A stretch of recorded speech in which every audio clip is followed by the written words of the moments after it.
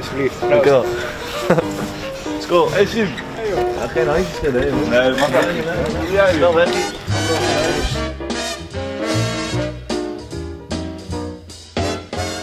Door de coronacrisis is alle horeca gesloten. Dus ook het Broekerhuis. En die zit nu met een overschot aan drinken.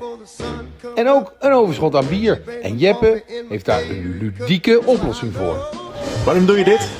Nou ja, we hadden nog bier en ik vind het zonde om het weg te gooien. Heineken had allerlei regelingen bedacht hoor. Dat ze aan het einde van alle ellende komen omruilen voor verse fusten. Maar ja, alles wat al aangeslagen is, ook zoiets vind ik zonde om dat dan weg te gooien. Kunnen mensen gratis Daar ophalen? mensen blij mee maken toch in deze barre tijden. Kijk eens. Dankjewel. Proost. Ja, succes nog. Succes. Hoi.